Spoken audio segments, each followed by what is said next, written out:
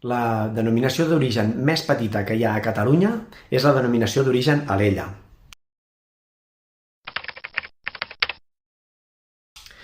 Aquesta és la denominació d'origen que està més a prop de Barcelona. De fet, està situada a la comarca del Maresme, que sabem que és la comarca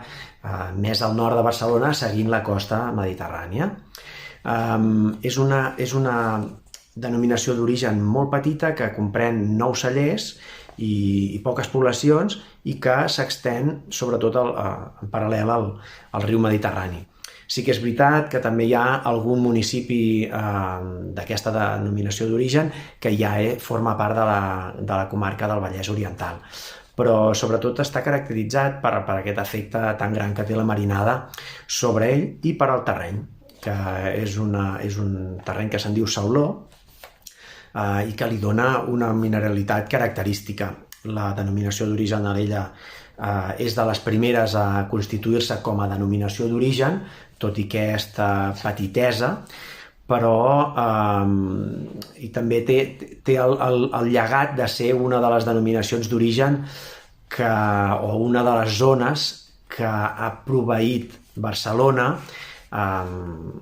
de vins per al consum dels propis barcelonins. No és estrany, els comercials de la zona de denominació d'origen Alella o els comercials que produïen vi al Maresme o a les parts sud del Vallès Oriental, doncs els era molt fàcil arribar a Barcelona constantment i anar treballant, diguéssim, aquesta venda. La denominació d'origen Alella actualment, amb aquests 9 cellers, us en destacaré 3, que serien Alella Vinícola o l'Alta Alella o Reventós d'Alella, que vindria a ser Parxet. Les varietats típiques dels vins d'Alella són la pansa blanca, que és una varietat diferent del xarel·lo, però molt familiaritzada amb el xarel·lo. També tenim aquí Macabeu, també tenim Garnatxa Blanca i també com a altres varietats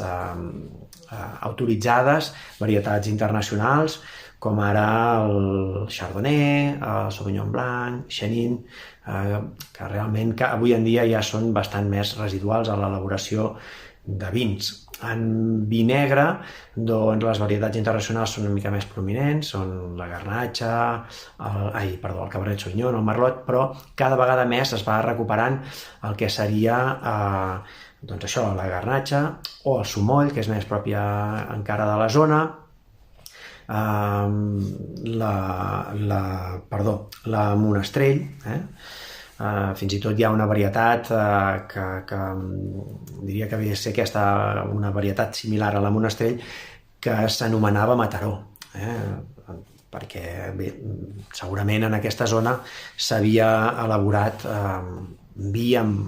bastant vi en aquesta varietat. És una zona que avui en dia és molt desconeguda, especialment fora, i és molt poc present a les cartes, especialment fora